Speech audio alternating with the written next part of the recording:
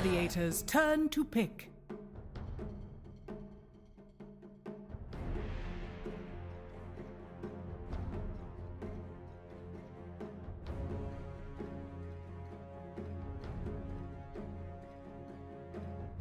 Ten seconds remaining. 5 seconds remaining.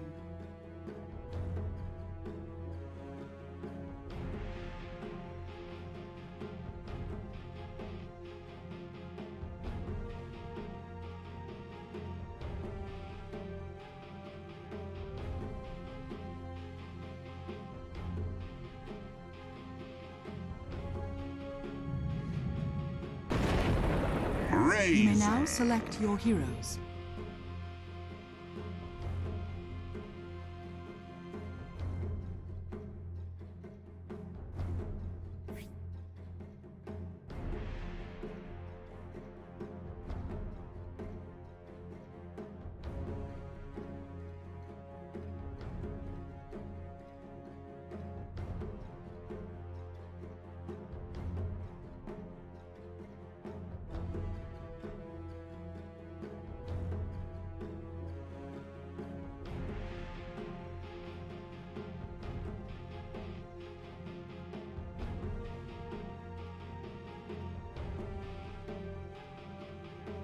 Ten seconds remaining. 5 seconds remaining.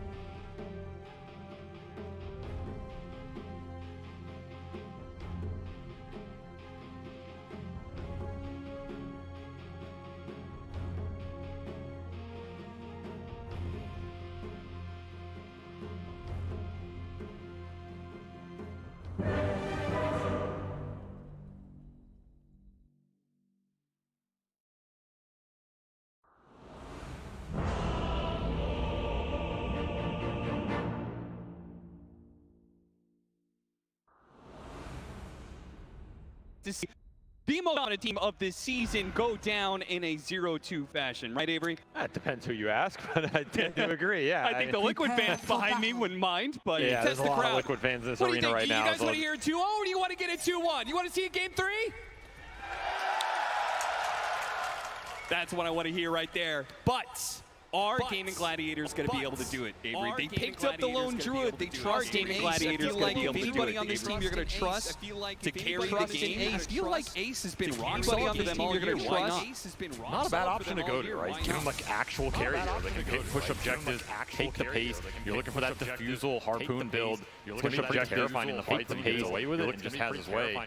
Yeah, I kind of agree with the panel's assessment. Like, this is another draft from gaming where if the lanes go well for them, if they get these solo matchups, the Razor versus the Tide, the Lone Druid gets a lot of solo XP, they can run away with it again. They're kind of just going all in on these like lane domination into the tempo, going higher on 25-30 minute mark. Liquid, they're going to present the same type of formidable ball against them. Luna back on the menu, and of course Tide and Kunkka to just buffer up with a Pugna behind. It's a very similar setup, right? So gaming know what's coming. They've tried to address it a bit differently. Razor's one of these carries where we saw Dyrachyo suffer last game with the Bloodseeker versus the Luna matchup. I think Razor can do very well versus Hero. If you get fast BKB, you just run in Luna, sometimes not ready for you. You suck all his damage away. What happens when the 4 protect 1 is protecting a 1 with no DPS? Yeah, I love the, like, I've always called Razor kind of an anti-carry in that regard, that he just latches onto the enemy carry and negates them entirely. Especially the way Dyrachyo got ruined by the shard pickup of Luna. Those Glaives were destroying him. Here we've got a range hero, but also takes away the attack damage of the Luna. You make a good point, honestly. honestly, I feel Gaming Gladiators have a really nice setup here. The panel definitely focused on that. The fact that Razor may not be the best hero in the meta right now, but it is a good late. Razor may not be the best hero in the meta right now, but it is a good late get that bias in your direction. Doesn't of course Matu is on the panel. A lot does come down to the first 10 minutes here. Get that bias. And we saw Liquid go toe-to-toe with Gaming in that game 1. Now, Gaming came out a little bit ahead on Ratio, you can't be more to die already in this lane, but he does. That is not a kill I expect. This is a double range lane versus Kai with Gush level 1, and you just find a first blood that easily. First plasma field. Razor's not that squishy of a hero. Hero's good stats, decent armor. This is supposed to be the last big lane matchup that goes Gamen's way. So Liquid just immediately strike on these lanes, get a really nice start for Boxy, who is on that Pugna this time instead of Insania. So this is a hero that Liquid's very confident playing 4 and 5. They just like the heals and sustain the hero brings to the table, not really caring about any of the counter matchups, and had a good amount of impact game 1. He's going to take a lot of damage here, too. The plasma field does keep, but it doesn't actually stop Boxy. Boxy's like, I don't care about you, Razor. I'm going to chase down Celery to the ends of the earth if need be. Might get him here. Yeah, he's going to be routed a little bit. He's going to back away. Does leave Hyde alone in the 1v1, and that's not where he wants to be. He does not want to have P in a situation where he's just a simple melee hero against the Razor, but Celery does get run down eventually. Boxy claims the second kill of the game. Already 2-0 for Mr. Pugnaman, and already 2-0. Yeah, Zide did get punished on the backswing. That's the downside. He also went for the fast boots here, which means a little less reaching on this bottom lane.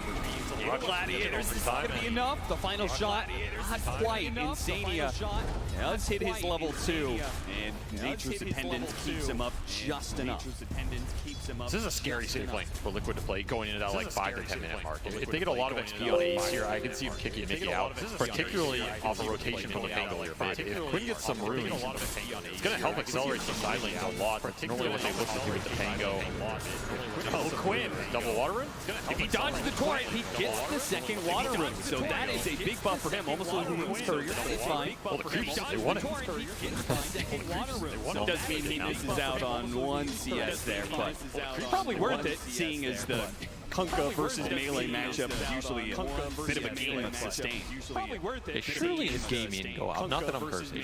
No, of course not. Got a little bit of fight in top lane first. If he goes out on Pango, ball hero. You know, Quinn there's some iron. does not want to lose on a Pango. Yeah, I can assure everybody, I will never let him live that down. You know, there's some iron. It'll be interesting to watch, but so far he's doing quite well made. Yeah, the millions of dollars wasn't enough motivation. The public humiliation may be too much to bear. Yeah, never underestimate it. Wasn't enough motivation. The public Looking to punish Nisha for the lack of regen. Never underestimate it. Damn, this is where you wish you could just like roll mid early, but these silings are way too important as Zai can push back again. He's had to buy his own salve. So he's getting a lot of regen used on this lane. While that lane looked great for them at the start, this is where that Razor matchup just becomes incredibly painful as you try and get to a ring of health. While that lane looked great for them at the start, first, I mean, it's great for dealing with the not feeding away kills to the Razor. It's not great for staying on the lane. I mean, it's great. So Liquid running into some regen problems on these lanes as the lore of attrition heats up. Gaming starting to strike back. Liquid running into some regen. You know, I want to talk about the versatility of roles here for Liquid. You talked about the Pugna. They swapped it between 4 and 5 this game, but also the Kunkka, right? Free position for Zai last game, now running mid. What do you think that gives Liquid when they're able to have that kind of versatility in their draft? Do you feel like it gave them an edge when they're able to have that kind of the versatility helps you like it gave them an edge. You get the multi-flex system where you can see more lane setups. You're not going to get punished in matchups as hard. You make sure you're winning at least 1.5 or 2 out of the 3 lanes so you don't get run over. I think that's a big core component that Liquid had to figure out over the course of the year playing against Gaming in all of these grand finals. A lot of those games, not everyone, but a decent amount, you just beat them in the first 10 or 15 minutes so hard that there wasn't any go to play. So if you go even in that phase as Liquid and you get into that mid game like we saw last time, get one good team fight, all of a sudden you can just win a game off that, especially with a hyper carry like Luna that they've shown can be pretty nasty given a lead. And that's what Mickey's going to try and do here again. Now he doesn't have as many crazy buffs behind him in terms of damage. I really like that Invoker pairing with it just because I think the control has been flash buff behind him helping you with damage. I really like that Kunkka Tide. They're going to give you a lot of extra sustain here. I think the control here. And he doesn't have to worry about helping you in that end game. There's no big Kunkka coming out on this. They're going to give you a lot of extra sustain here. The Pango doesn't have to worry about as much burn That gives you maybe a better winning matchup, but maybe not against the rotation coming out from Celery. Quinn, he needs to be able to hit this swashbuckle to finish off Nisha, but the regen is already kicking into play, so Quinn abandons that idea. This is just fighting for that 6-minute power. This is just fighting for that 6-minute power. I like the fact that Box is not letting more heroes mid on Nisha, especially when Nisha was falling behind in that region department. Especially when Nisha was falling behind in that region. This lane is completely evened out. They're both very close to 6. They're both very close to 6. He's gonna hit it off this catapult. Nisha's gonna hit it off this catapult. Try and get a cheeky kill with this bow. Try and get a cheeky kill with this bow. Even if he does get it off of 1 or 2 creeps, even if he does get it off of 1 or 2 creeps, he needs more mana. Just out of range. They're looking for it just out of range. No easy tower damage. And again, 6-minute power damage. No way. Quinn gets 6-minute power. Look at the boat. No way. Quinn gets this. They will get the boat connection. Healthy amount of burst magic damage. They need the physical swing in from Nisha. That's going to be denied for the fire spirits for now. Nisha denied for the fire spirits for now. Nisha Tofu swinging his rotation out. Tofu makes his rotation out. Makes things a little awkward for Liquid. This is a 3-man has no resource for Gaming. This is without any mana on the Pango. You just can't take the fight. And it'll be Arcane Rune into Nisha's pocket. A very nice one to pick up here. Nikkei in some trouble. Fought for the Lotus. And he will maybe die for it. He will maybe die for it. Lotus is actually what keeps him alive here back because Boxy was cutting through the river with the other support of Insania. This is where that solo matchup it's a nightmare, right? There's not many carries you can stand one-on-one against you need a very specific one. Even in these situations, as long as Mickey gets his XP, and eventually he's going to be happy. I do expect Hopey Silence to kind of open up over the next few minutes. 5 to 10 periods really become big nuisance unless you're bringing numbers to combat it. You see Zai, he's still struggling in this Razor matchup. I mean, he's just hoping he has to aim something back on the back. It's not going to be one of those times where you get a hammer and just start beating down the power. First coming out from Liquid, double support. But at the same time, behind, there is going to be Pango showing up. If they can finish off the Rachu, it would be worth it, but they can't quite get him. He's hidden away into the trees, Darachu's out of sight. And now Zai gets bumped back. Insania instead, an easier kill for sure, and Darachu is the one to claim the turnaround kill. This is such a hard kill, even with all the supports coming bottom for Liquid. It's way too tanky. I do like the idea though. You want to be on the side lane in the one-on-one matchup by just bringing numbers, outnumber the core. Create a situation where if you get the kill on these tanky boys, so much back. If that doesn't make the move on top, Nisha, and Ace doesn't have it level 6, so pretty squishy once caught by some disabled. This is exactly what you want to do. Just find these core pickoffs. Every time you leave the lane, now you can leave Mickey top for some solo XP, he'll catch back up, right? Suddenly he doesn't have this long stream pushing the tower. Meanwhile, you can just get Boxy mid. I like these rotations from Liquid, giving their cores a lot more in this early game. And nullifying what you want to isolate one-on-ones here. It does come at a cost though, because it means they give up control of the power, right? And Quinn, he got an armor room. I'm not sure if he's going to be able to use that quite as well as some other ones, Arcane room, but it is still something to note that Quinn's rotation is going to be all the more powerful. Look at this. Ace hit his level 6, chose not to level up his ultimate. He's doing a lot. Back away. 1 versus 3. Now they know the rotation's coming in from Quinn. He's with the swashbuckle. Clips Nisha. Not quite finish up Mickey. Get the kill on Insania. Instead, though, the Courier spotted and they know Nisha is still trying to get out of here. Fortunately, he's just a bit too quick for Quinn. That dead shot Mickey as well. That is very close to losing the route on the safe lane. Gaming Day, they read that pretty damn well. The move from Liquid, another kill. He has no completely out of the game. So that is a little have to protect Smoke them to make sure Ace can get this tower early. The game plan, let him every objective on the map, uncontested, because the Tide Hunter is too core to contest. You set that situation up for Ace, he's probably going to run away.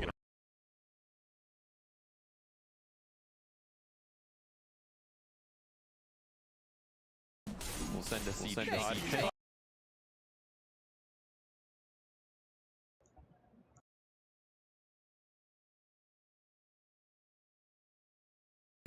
Nighttime is about to finish up. So, a little bit of strength to get from the Luna. It's about to go away. Gaming Gladiators also probably feeling pretty confident with the Pango. Pretty well on Dax. Unconventional plays that Dax. I mean, you wish you were an Alpha right here, but look at another round. There is plenty of stack. Liquid jungle, they also have some, which is something Zai is probably going to need. Or maybe not Zai at all. Maybe Nisha's going to take speed along. do you think that is? It's just not a great blade. You can't really reflect anything earlier that reliably. The doesn't care. The Bear's just healing. The Razor one's okay, but Razor's a fast hero, so it's not necessarily that good for that long in the early game. I kind of agree. It doesn't strike me as a blade mail game. It is just a well-rounded hero, or well-rounded item on the hero. Fast Tornstorm could be interesting. You're not gonna buy Lone Druid. And if you catch the Pango, he also doesn't buy one. So in theory, this Tornstorm could do some work in the early fights, help you defend towers against the Lone Druid push as well. It's also an item that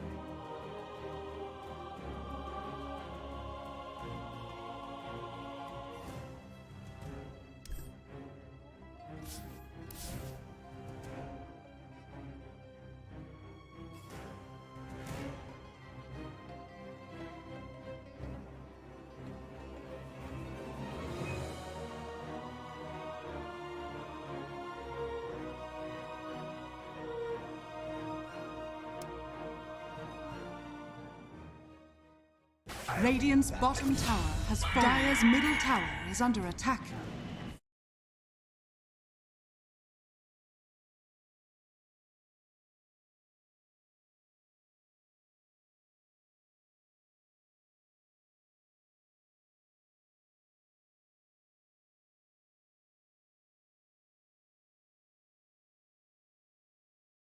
Are fortified.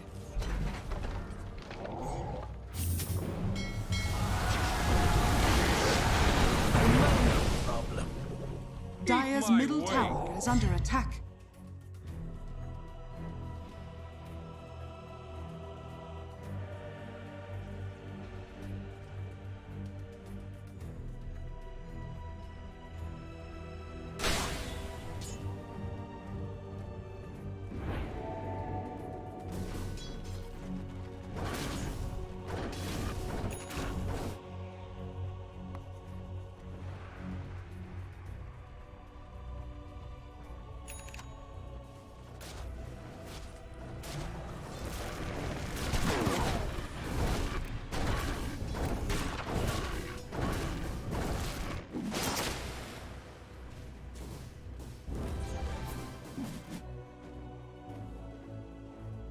Radiant's top tower is under attack.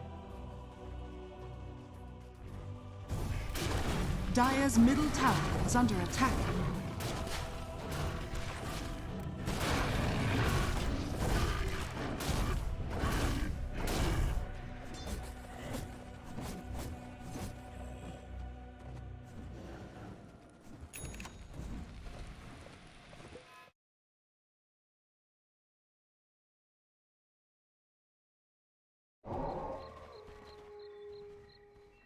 Radiant are scanning.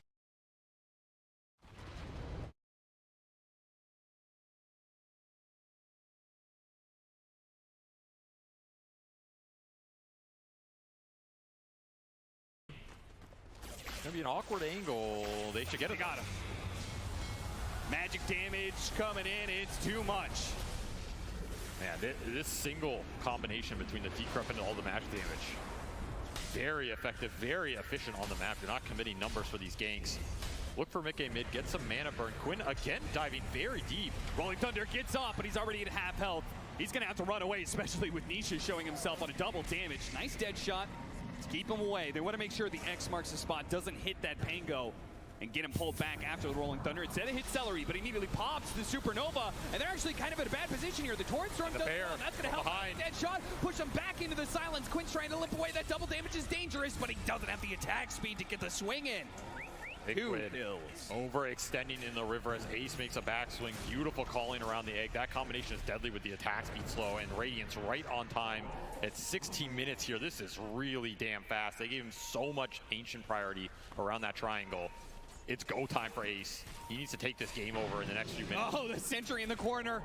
Boxy, no doubt he doesn't know exactly where that ward is. He's going to try and get out of the way, but the Plasma Beetle nicks him, and the Radiance will burn him down. And that's a 3x streak, so more gold into Ace's pocket. Already back up to 1,000 directly after that reveal.